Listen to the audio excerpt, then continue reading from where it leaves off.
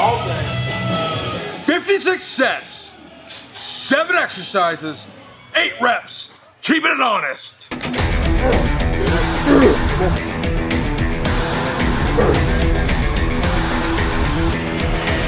here we go. Let's go. Today, we bring you the Chippendale special. This is for all you pec and bi warriors because we hit chest and biceps, chesticles and biceps today. So, JJ's had some injuries.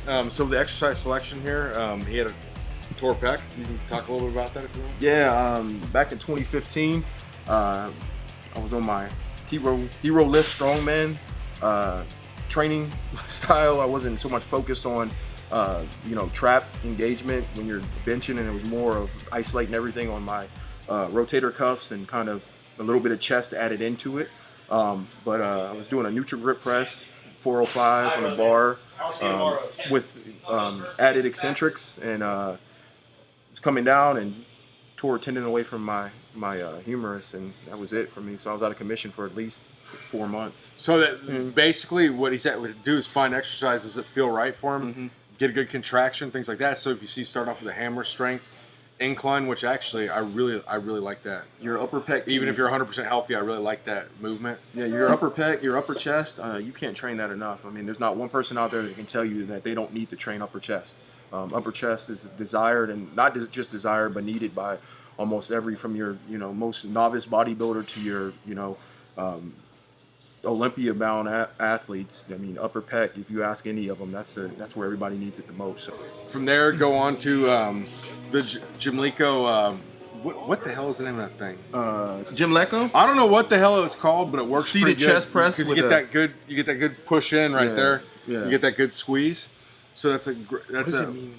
Yeah. So awesome way to get to maximize pec contraction, where you bring your arm across your body right there. So go there, hit some flies. Actually, tell me a little about the flies. So this is a different way of doing it, but it hits JJ's chest the right way. So sometimes you've had little injuries, things like that. You're gonna have to customize movements to what feels right. And so tell me a little bit about that. Yeah. So as far as flies, I try to stay away from the conventional methods of lifting as much as I can, and I kind of learned this or adapted it to my workout. But I focus on the descension or widening, my chest, the lower, the stretching phase of the movement, kind of focusing on that to get a wide stretch. And then as I come up, I'm doing more of a press, more of a, I never bring the dumbbells together. I keep them out, roughly about, I guess you'd say shoulder width apart. On my ascension, but when I'm descending, I try to get that stretch and focus on the stretch. And what that does is it overloads eccentrically. So we've talked a little bit before about when eccentric overloads and movement to movement eccentric overloads. So for instance, you do say a skull crusher on the way down, then do a close grip bench press on the way up to overload your triceps eccentrically. The same way here with the chest. If you can handle it, your shoulder's healthy and everything else, you get that good eccentric overload with a wide fly, but then you're not as strong concentrically, so then you do a crypto press up and get that good squeeze. So that's what it is. That's a movement to movement eccentric overload, for a name for it if you want that.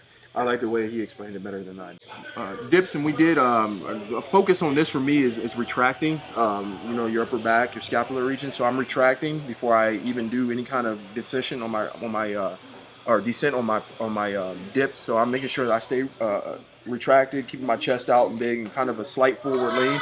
And then your range of motion is relative to you as an athlete. Everybody has a different range of motion as far as how far you go down. I know a lot of people say armpits to the bar. That's not true. That's not true from everybody. Most of the times, if you're going down that far, you're probably going to tear some shit up. So as you build muscle and as you become more broad and things like that, with muscular growth, you're not going to have that much of a descent. So your descent is relative to the athlete. Don't focus on necessarily you needing to get your armpits down to the bar, or to the handles, because that's not always true. Okay, next, we finish off with some buys, and then so we started off there, did unilateral machine curls. And again with that, you go 8 on one side, 8 on the other. Form strict. There's no place for cheating on that exercise. No, focus on driving your upper arm into the pad just as hard as you're curling up. You don't want that arm to raise up. And engage any kind of delt movement. You want to keep it depressed into the pad. And the next, we went on to the hammer curls on the slight incline. And what it does there is make sure you get that stretch at the bottom. So If you had to shortchange something, you'd rather shortchange it on the way up than the way down. I mean, you obviously want to do full range of motion there. Keep your elbows stationary there. Get a good stretch at the bottom. Stretch that long head of the bicep, because a lot of, when your elbows get behind you, you start to hit that long head, and a lot of people lack that. So pretty much everybody's hitting the short head because the elbow's always in front of them when they curl. That's going to get that long head too. So we finished off there also with I guess you'd call it an incline cable curl. Yeah. Same thing. Getting a good stretch there on the long head, and that's to help people out to really get that good stretch and work some of those areas that aren't worked, because everybody's always curling just elbows out in front of them. And to maximally develop, your upper arms, you're going to have to do some curling motions with your elbows behind your body. Absolutely. Get that good stretch.